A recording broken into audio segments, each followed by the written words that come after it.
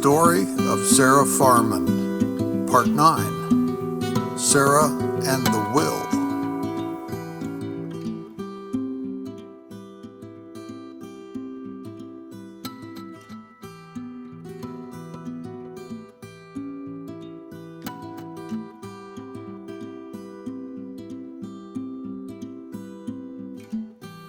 On the Monday after Sarah moved to Howe Street to be closer to Jeff, she got a letter from a solicitor.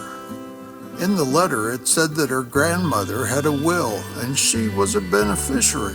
Could she please meet him at the farm as soon as possible? She called Jeff. "Jeff, I got a letter from a solicitor and it said I needed to meet him at the farm as soon as possible. Apparently Grandma has a will and I'm involved somehow. Do you want to come with me and see what this is all about?" Jeff responded with a definite yes. He liked it at the farm, and this would be a chance to get back there. This time they decided to take the train over to Farmore and Dad would pick them up. Just like old times, Sarah thought. She decided to ask the solicitor if they could meet on the weekend since she had recently started her new job. She called him and he said that he would, in this case. But it must be next weekend because he would be spending his summer weekends in Cornwall with the family after that. She said that would be fine, and they set a time. Oh my, what could it be? What could Grandma possibly have put in her will that would involve me? She spent all her free time except when she was with Jeff trying to figure it out. Of course, that did not leave much thinking time since she was with Jeff whenever she wasn't working. Friday afternoon arrived and it was time to go. Jeff picked her up at work and they headed for Howe Street Station. She always got a bit excited when the prospect of a train ride was close. She had such fond memories of traveling by train. She met Jeff on a train. Well, she met Jeff at the farm, but that was such a long time ago. Her mind drifted to the time Jeff fell into the lake. He said at the time he meant to, but he sure did get in a lot of trouble, and oh, was he muddy! She laughed to herself. He was so annoying in those days.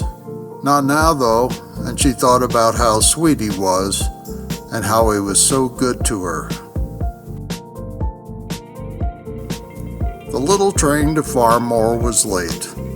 Oh dear, she wondered how long of a delay this will be. She also thought about Dad waiting at the station. I hope it is not very long. Jeff was holding her hand and he squeezed it just then. She looked at him and smiled. He smiled back.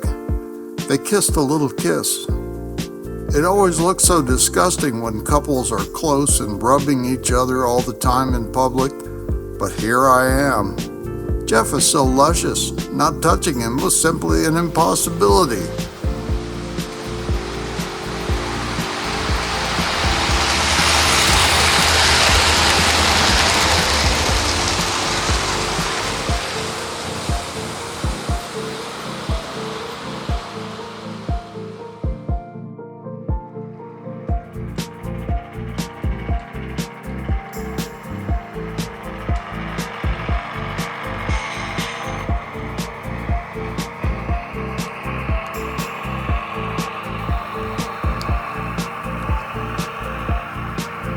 The little old 101 finally arrived. They glided over the countryside in the noisy old thing.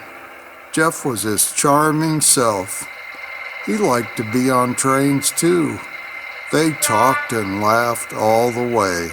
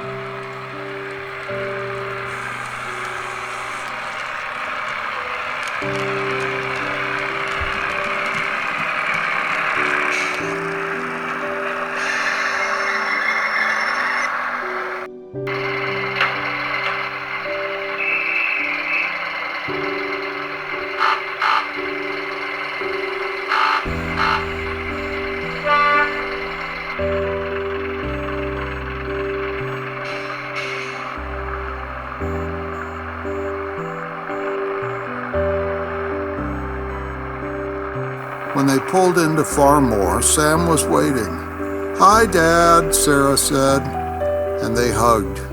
Sam and Jeff hugged too, in a kind of manly type of hug, with a firm bump on the back with a fist. "How was the trip?" Sam said. "Oh, it was fine," Sarah said, beaming.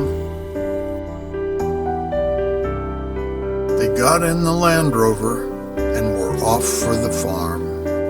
When they pulled into the farm, Jeff hopped out and opened the gate.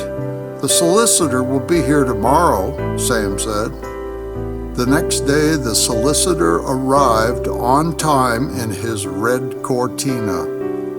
They chatted a little outside as he arrived and then went into the house. They all sat down at the kitchen table. The solicitor said he had known her grandma for many years and they became dear friends.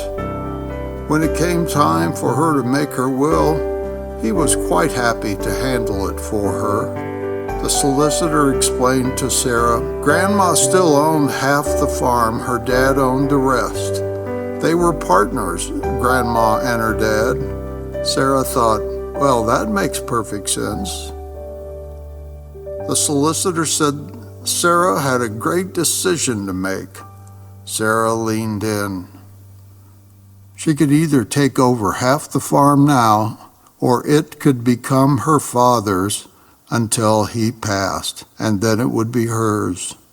Grandma also had left some money in some investments she had made over the years. There was about 100,000 pounds in her accounts when she died, and now it belongs to you, Sarah. Sarah sat back in her chair, completely stunned. When she recovered a little, she looked at Jeff. He was smiling too. And then she looked at her dad, and the three of them started laughing. Well, now, that is great. The solicitor said he would have a draft prepared and get it in the post to her. He said, please let me know as soon as possible what your decision is about the farm, and he stood up to leave. They all walked out to his car. As the solicitor drove off, Sarah started giggling again. And they were all laughing and feeling good.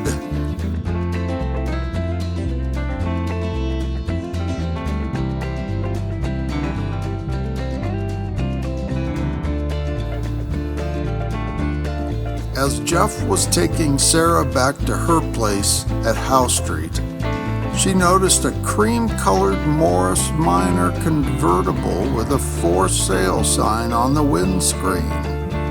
They pulled over. She wrote down the telephone number written on the sign. To be continued.